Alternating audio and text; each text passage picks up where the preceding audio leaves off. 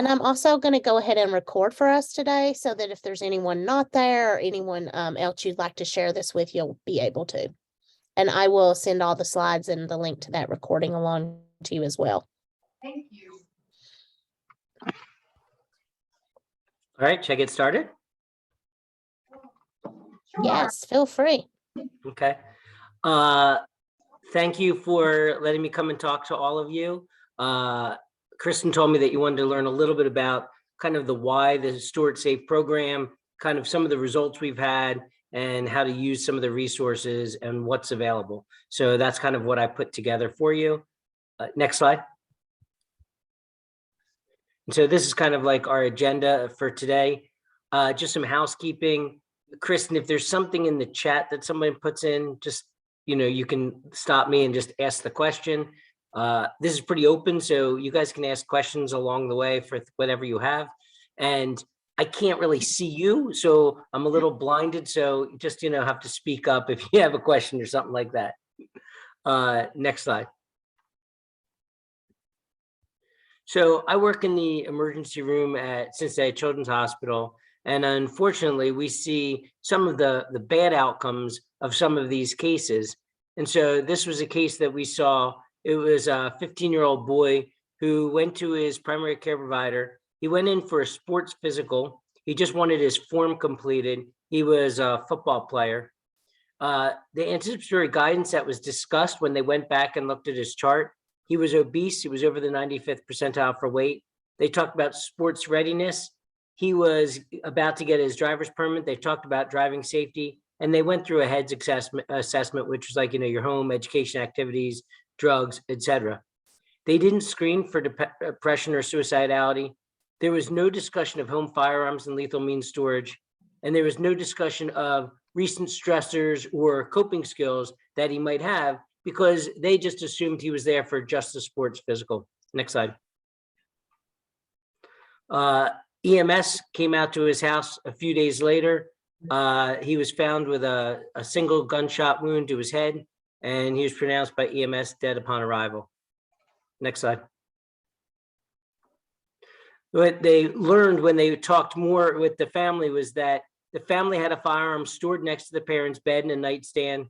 The teen had just broken up with his girlfriend that evening. He was known to be incredibly impulsive, and he was having more problems in school and home over the past few weeks, but he went to the appointment by himself, and none of this was addressed. Next slide. So his case is a classic example of, you don't know unless you screen, and you can't affect anything unless you know there's some type of risk or not. And that's kind of one of the reasons why this program's so important. You never want to be that primary care physician that gets that call that says, I want to let you know one of your patients had this problem. And so just look at the numbers. When I teach a lot about injury prevention, and sometimes you sit there and you say, I don't know how to prioritize. There's so much that I have to talk about. How do I sit there and what do I talk about? Well, I will tell you that, one, the AAP has great recommendations on what to talk about. I mean, you could see that on any of their, discussions, any of their work boards. However, well, I get to see you. Thank you. However, when you look at suicides in teenagers, it is such a number that's increasing. We clearly have to find ways to talk about it in the primary care setting. So just look at some of these numbers. Deaths from suicide are up by almost 50% since 2013. In fact, in the US, there's about one death every 3 hours from a teen suicide. It's an 80% increase in children that are less than 14 years of age. So it's been happening to younger kids. It's becoming more lethal, and it's becoming more common. Non-fatal injuries have increased since 2007. Many of you have seen literature recently about ED visits for self-harm have increased by 329%, and all mental health disorders have increased by 60%. It's so, the numbers are really drastic in that when I started at Cincinnati Children's in 1997. So I'm telling you how old I am. And we had about 800 psych evals a year.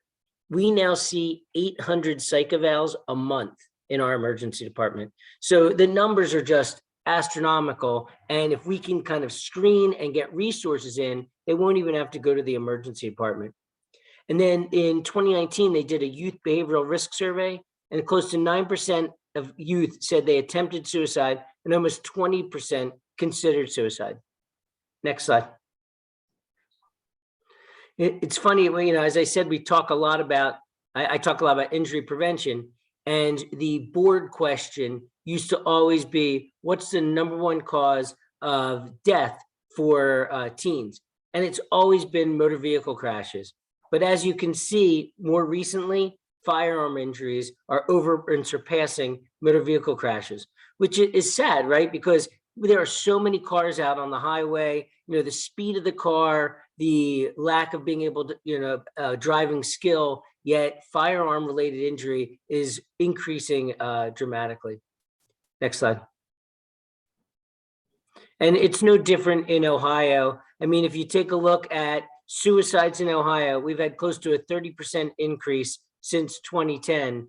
And you can see the regions, a lot of the regions are in some of the major centers where you're seeing like, the Southwest, the Northeast, and it's, across in a lot of major centers. But what's also interesting, you also see it in some of rural America. So it happens to pretty much anybody. And it's why we need to have those discussions.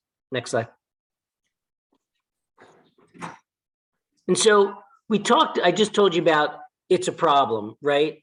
Well, let's look at what are the major problems. So if you look at suicides, of those youth who completed suicide by firearm, 82% used a gun from their home. They had easy access to it. They knew where it was. That's what they grabbed. Next slide. And there's evidence, Art Kellerman, who's in Atlanta, did a lot of work on this, looking at if you have access to a firearm, you're at greater risk. So the risk of suicide in a home with a gun is about 5 times that of preventing injury in your home from a burglar or someone else. Risk of homicide with guns is 3 times greater. And the risk of a fatal shooting of a household member is about 22 times greater.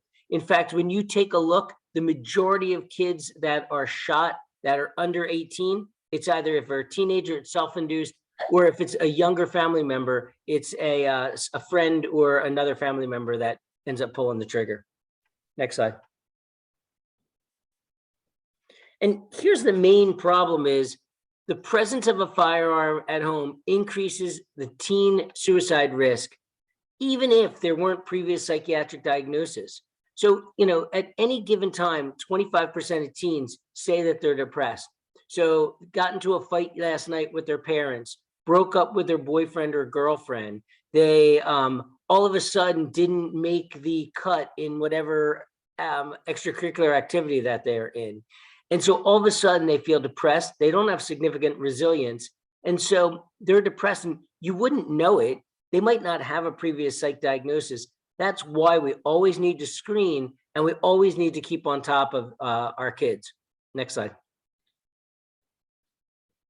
So the adolescent brains are unique, as many of you know, but the prefrontal cortex is not quite developed yet.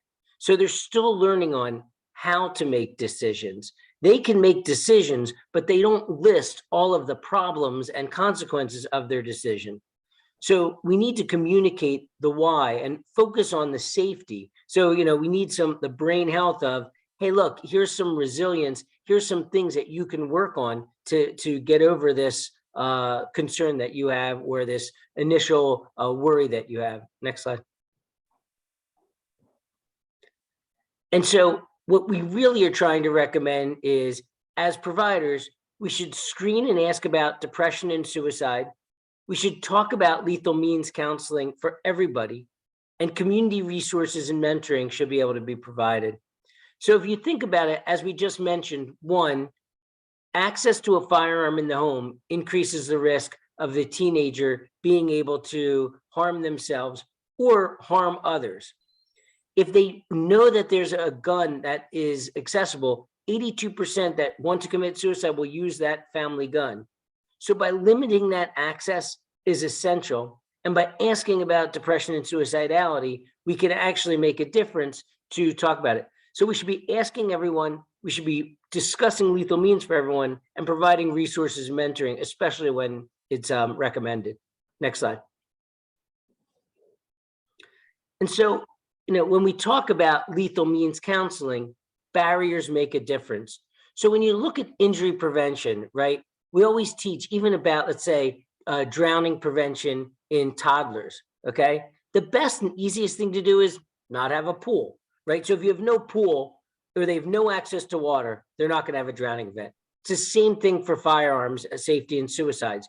They don't have a firearm in the home, they're not gonna have that suicide event, especially, as I said, the majority of these are firearms, so you wanna reduce access to it.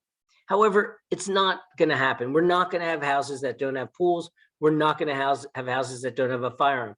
So what do we recommend? For drowning, a four-sided fence. So it's a barrier so that the kid cannot get there. It is probably the most effective way that we can prevent drowning deaths. And so it's the same thing for a firearm. Lock away the firearm, keep it away from access. The other prevention thing is we teach them. But when you teach a toddler not to get near a pool, what happens? They follow water and they always go to it. What do you think teenagers do when they know that there's a firearm and they want to be cool with their friend? They go and get that firearm. So teaching isn't always effective, especially as we talked about just before, their prefrontal cortex isn't really all that developed. So that's why locking it away and having lethal means discussions is essential. Next slide. In addition, when they talk to survivors of suicides, more than 50% made an attempt within 20 minutes of their decision to attempt suicide. So teens are incredibly impulsive. So as I said, they had a stressor. That stressor came up immediately. They didn't know what to do. So they said, I want to end my life. This is horrible. So if they get or have access to a firearm, within 20 minutes, they're going to attempt suicide. If you can put up a barrier and get them to 1 hour, many of them won't attempt suicide because they've had time to cool down and think about it. So that barrier is essential and that timing is very important. So the more that you could do to put in that barrier in place, it's really important to preventing these activities from occurring. Next slide. You can go through all these, Kristen. So what are some common triggers? You all know some of these that, bullying between peers, especially repeated over time. And you can see that with a lower school performance, they can be detached from others, but bullying is really a problem. Then you add to it, sometimes kids say, you know what, I need to tell someone. So they go and tell the principal or they go and tell a teacher. And what does a teacher do? Sometimes they're busy and the teacher says, that happens all the time. There's nothing I could do about. And then the child feels even worse because they feel stuck. So that's why we need to teach them about sometimes you don't always get the answer you want. Sometimes there's others, or you should always have someone you can go to that you can count on. Next slide, or next. Internet usage, you can keep going. So studies have shown that more than 5 hours of video game time or internet usage, especially when it's unsupervised, has higher levels of depression, suicidality. There's increases in stress in the home and at school. So they're struggling in school. I mean, COVID was a classic example of more kids are home, more kids are isolated, and there was more suicide that was occurring and depression was increased. Next. And then if there's recent attempts by self or others, those are really high risks. And those are things that you need to consider and make sure that they have access to a provider. Next slide. So if you're looking for at least some data, the Blueprint for Youth Suicide that was put out by the AAP, it has great recommendations. It has all the literature that you need as to why we recommend doing what we're doing. So the recommendation is that health clinicians are well positioned to identify and support youth at risk for suicide in any clinical setting. And they recommend universal screening, standardized clinical pathways, and leveraging the strengths of all members of the care team, which is what we've tried to put in place with our SIS program. Next slide. And so when you look at teens that had contact before suicide, 80% of adolescents visited a healthcare provider within the year prior to their death by suicide. About 50% had an emergency department visit within the year before their death. 40% had contact with a healthcare system within 4 weeks of their death. And about 35% of kids 15 plus had contact with a health provider in the week before their death. So they're having access to us. They're seeking some care, but we need to do a better job of screening them and giving them the resources they need and getting them into where they need. Next slide. The next thing is, I hear this all the time. You know, I talk to the family and I make a recommendation. They say, I hear you, but I'm not making that change. Well, there's literature to show that counseling about firearms makes a difference. So in the pediatric practice setting, we did a study and they found that counseling by the pediatrician, it didn't make a significant difference of removing of guns, but 62% in the randomized control study, they improved storage in the home, but controls that did not get counseling about it, only 27% of controls made any kind of difference. And it was no different in the pediatric ED setting, is 63% locked up their firearm after counseling and 0% of controls made any change.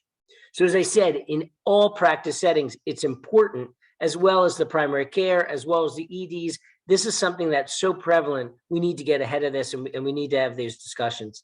Next slide.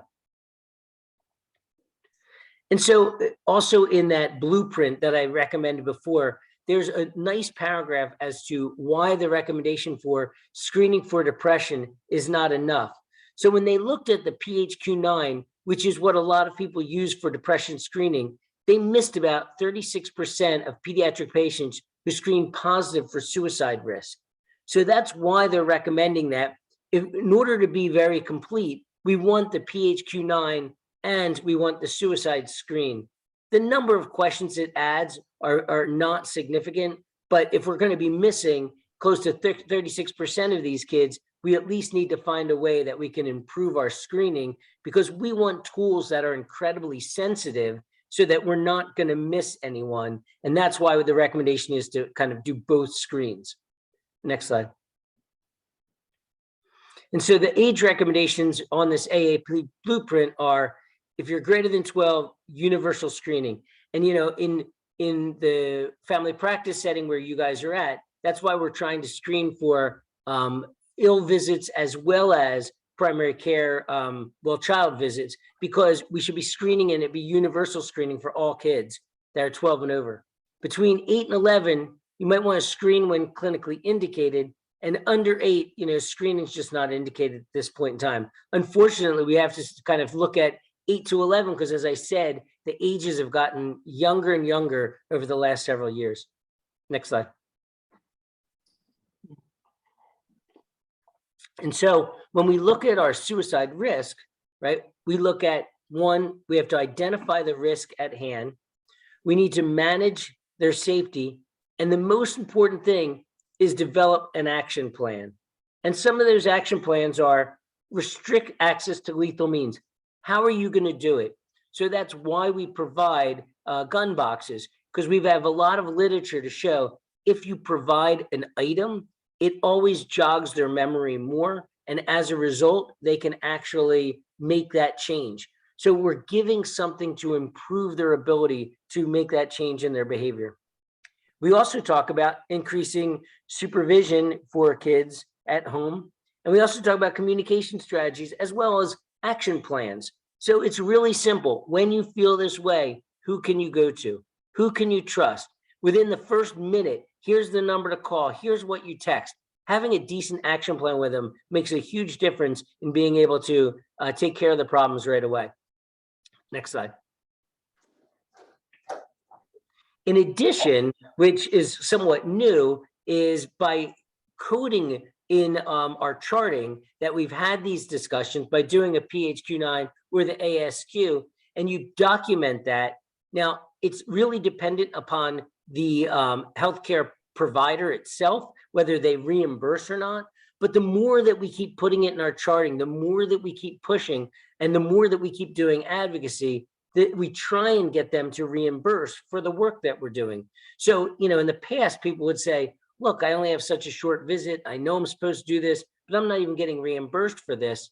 Well, by putting it into our charting, we have a better chance now of getting reimbursed. And we are seeing that more and more from some of the healthcare organizations.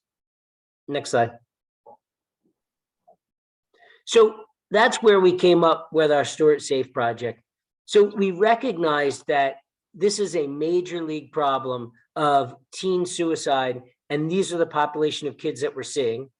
We realized that the AAP is making recommendations about screening for depression and suicide, for having lethal means counseling discussions, and providing resources where possible. So there's a lot of literature to show that quality improvement work makes a huge difference because, one, look, we're stressing it. Two, we're giving materials that make it easy. Three, we're educating the providers. So by educating you, you feel more comfortable talking to parents about it. And when you feel more comfortable talking to parents, they're more likely to change their behaviors. And four is we're giving you resources to really start helping families make an action plan. So that's kind of where our quality improvement project came about. We've done one pilot with the younger children. So we did work with kids under 5. And we also did a pilot with just a couple practices last year with some of the teenage population. Next slide. So, what we've provided, and you have this, is a flow chart. So this is if a child comes in and this happens, or this is what the problem is, here are some action plans of things that you can do. And next slide. And then here are some ways that you can use some of the resources of the work that we have. And I'll talk more about that as we go forward. So this is some of the results of our pilot that we did. So when we had primary care providers ask about depression and suicide screening, we found close to 36% actually were positive for depression. And we had about 5% that screened positive for suicide that did not screen positive for depression. So just think about that. We're close to about 40%. So 4 of 10 discussions with kids, we actually flagged someone as this kid's a high-risk patient. Next slide. When we first started, you'll see in December and January, which is some of our pilot, which our baseline work, we really had nobody discussing safe storage of lethal means. By the end of our quality improvement program, we had close to 100% or 100% of patients having discussion of lethal means. So again, we're discussing it with families so they now are educated about it and they can make their own decisions. But then we also are giving them action plans on how they can make a difference. Next slide. In addition, in the baseline, it was very small, but towards the end, treatment plans were developed for 75% of families of kids that had problems. And we would have liked to have seen that higher, but just the idea that we continued to increase and that we were finding that families were making changes and that the discussions were happening, it was really important in our pilot study. Next slide. So these are the materials that, we offer, and, you can use them, and they're on our website and you guys have them, but, we have provider resources. So this has the flow charts on it. This has about screening and intervening. This has numbers of action plans. So this helps you, develop action plans for families and figure out from a provider's perspective, what you can do to help that family. So if you're not sure, you have the ASQ and you have the PHQ-9 and the ASQ for screening. That's easy. But now, how do I interpret it? What do I do with it? And what are the resources available to me? This is what this kind of guideline helps with. Next slide. Can I ask a quick question? Sure. As far as the resources, and maybe you'll probably talk about this, but is there any data that the 988 and the text to talk, like are teens actually utilizing those as part of the resource? The emergency crisis sort of outline, the talk, those kinds of things. Can I ask a favor? You're so far away from the mic. I can't really hear you. Can you come closer to the mic or type it in? Sorry. I think the question was about 988 and the sort of talk to text resource. Like, do we have any data or information that teens are actually kind of utilizing that? Was that what you were asking? I think that's what I could hear. Yes, thank you. Yeah, so we have a smoking program that we run in our throughout the chapter, and it's very similar. We refer mothers that smoke to Ohio Quitline. In our first kind of QI project, we just wanted to see can providers get it into practice, the tools. But in future waves, we wanted to see how often when the provider says, you should call the Ohio Quitline, our families calling. We've had significant increases in families calling when we make those recommendations. Unfortunately, our Stuart Safe program right now is still in, pretty much wave one. And so we're not really capturing that, but those are our goals for the future, is to see after we put it into place, are our providers actually, or our teens calling, or are they using our resources? I will say this though, just calling that hotline isn't always the answer, but coming up with an action plan is the answer. So they might not want to call someone, or they might not want to text, but by telling them, who's a person that you can talk to? Oh, it's my uncle. Great. How about we have a meeting with your uncle? Or how about you meet with your uncle and then come back and talk to me? Or, hey, if the family member's there, hey, how about we talk about, providing lethal means so that they have no access to it. I mean, I had a family yesterday who, this was a child that was just discharged from a psych facility, that the dad locked up the firearm and knives, but then the kid overdosed on medication because he didn't know that medication was something that you had to worry about, and he had a significant clonidine ingestion. So that's why we're talking about, these are lethal means, and we really need to be stressing at the families because they just don't know. And when I talk about behavior change, the first thing I always think about is education. So this parent had no idea. Just by educating them, I'm now giving them an opportunity to make good decisions. But then when I'm talking about behavior change, then I could sit there and say, are you concerned about this? And if they say yes, then now I have this great opportunity to have them make change. And as I showed you in the earlier slides, by having the discussions with their primary care provider, many of them will make that change, but you have to come up with a true action plan. So I know I didn't totally answer your question because I don't think we have the exact data yet, and we'll probably get that in the next round. But I do think it's important because I do think families or the teenagers make those changes when we have those discussions. Okay, so next slide, and good question.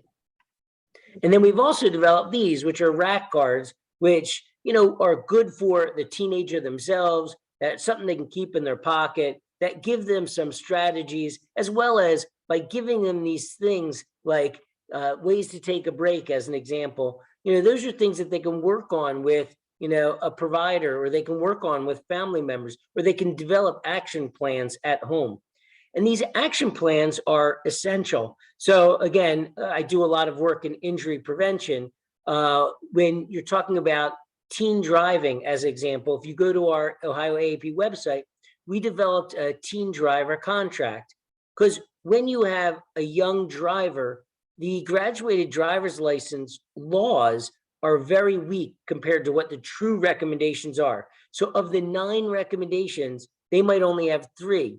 But we want our youngest drivers that are at greatest risk of having a problem to have the safest abilities and the safest actions immediately available. So that's why we developed a teen driver contract. This is a contract that you have together with your kid. So when something goes wrong, you actually can refer to the contract, and then you could change that contract every 3 or 6 months. A contract with teen suicide is very similar. If this happens, what is your action plan? What are you going to do if you have this concern? What are we going to do as a family? We're going to make it so there's no access to you on these things. These are great discussions and action plans that you can come up with as you're having discussions with children. In addition, I don't think that we are the end all to do everything. So that's why by screening and by actually recognizing, and then just the ability to refer is also essential. Next slide. So here are some helpful links. This is that blueprint for youth suicide prevention. And so, you can go on to, it gives you a lot more literature as to why they came up with what they did and kind of a little bit of the basis of what our program is. And next slide. So I hope that answered your questions, and I hope that that got to kind of any of the concern you had, or also just gave you some more information to be more empowered to be able to talk to families. But I'm happy to take any kind of other questions.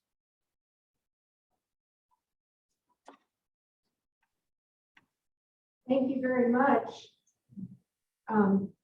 Ab, did you want to talk about the one family you had that said, I don't want my, talk about the gun because I don't want my son to know I have it? Or, do you remember the one you gave us an example when you were having the discussion? So I had a family where I screened them, or I tried to screen them. And what came up was this family did not want to talk about, or the parent did not want to talk about having a gun available or present at all in the house, because they didn't want the child to know that they had it there. Pretty much, obviously, they're not educating their child on gun safety at all, and they were kind of just like in denial and trying to hide from the child. Mhm.